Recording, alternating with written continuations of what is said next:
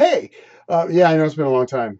Um, it's funny because when I got into the year ago thing, there was still things going on, and now we're getting on almost 2 years. Things are still going on, and the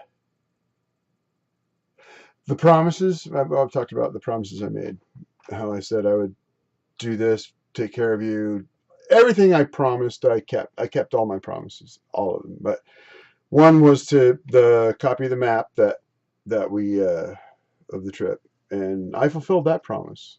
But the other promise I have to fulfill is not as easy because I told him about what happened to me when I was a child, and make a long story short, said if this is intended to wrong me or use me or anything like that, I'm gonna take care of it. I'm gonna make sure that you realize that that's what you did.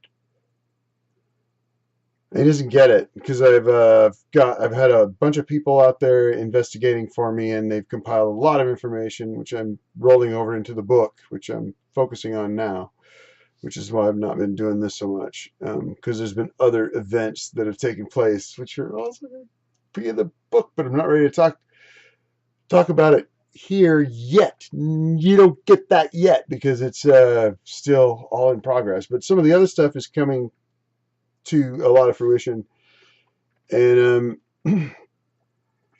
uh, it's dealing with psychopaths, and like I talked about the Me Too movement, uh, can't do that. But when gay people do things like what happened to me to each other, oh, that's okay. That's the way it is. That's the way it is.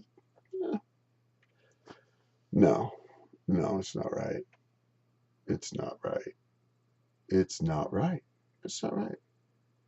And people need to know. We all know that Harvey Weinstein, you don't want to be alone in a room with him. Bill Cosby, don't want to be in a room alone with him. Some people might, but I mean, for the most part, uh, you know, who these people are. Allegedly, these people and Les Moonves, and yeah, no, don't do that.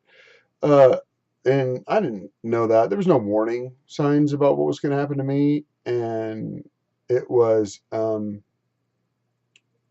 only what was done because it didn't happen. It was a one time thing. It happened over a long period of time, and it was extraordinarily cruel. It was cruel, and the aftermath is cruel.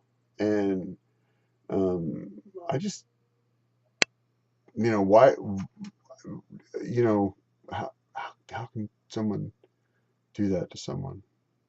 Be so utterly disrespectful and inconsiderate and ungrateful. I mean, I can't believe it.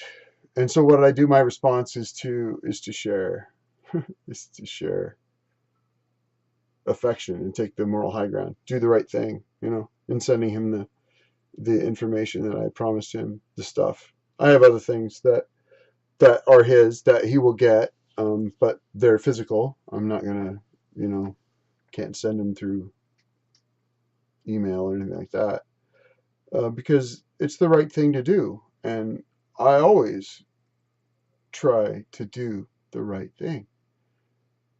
I've dedicated myself to it, and I'm still trying to do the right thing even to people who have wronged me. It's kind of like when you see people that murder, the victim's family when they forgive the murderer, and like, well, that's why the hell would you do that? They killed your family member. It's like I'm starting to get that a little bit because in order to move on, you gotta forgive yourself. But I did make a promise, and I keep them, and that was a blood oath. So um, he wronged me, and he all of the consequences within the legal limits, in terms of the law, I will exercise. And I promised him that I would never harm him, and I never would. Physically, no, but maybe emotionally or well, he's a psychopath. He needs help. He needs to get some help, and maybe he'll get that message somehow that that there's a possibility for redemption. Um, I, that's what I have to say this time. Um, just a lot of things I've been thinking about saying to him, and saying to people that would do this, that have no morality. And if you don't play well with others, then that needs to go on the report card, and the report card needs to be shown to everybody. Everybody needs to see the report card that says does not get along.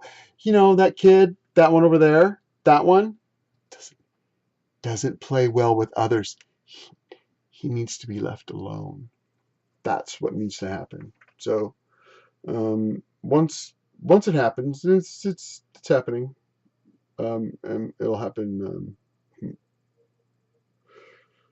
perhaps a little more interestingly in the next tiny march of days, which will be interesting to see, because I don't crave revenge. I don't want to see him suffer. I just want him to, like, oh, maybe what I did was wrong. Maybe what I did to him was not a good thing.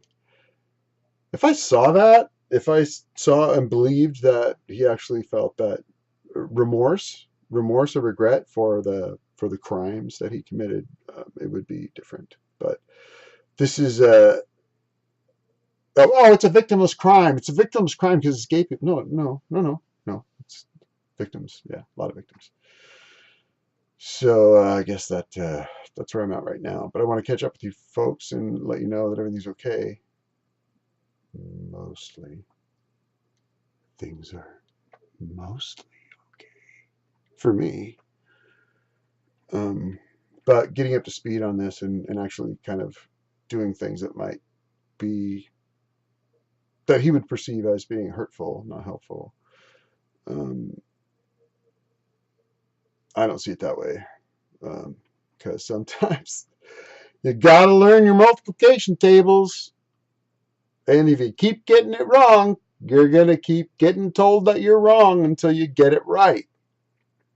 So that's where I'm looking at it from. I'm trying to take the high ground on this. The moral, what's the high ground? Moral high ground, yeah, because I have morals and other people don't. And I actually have met very few people that do have morals. And am I that unique that I actually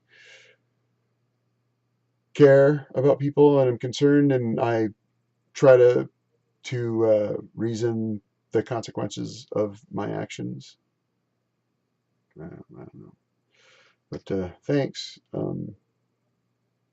Yeah, there's more to come, and I appreciate it. And I'm sorry it's been deleterious, but sometimes life gets in the way of living, or is it living gets in the way of life?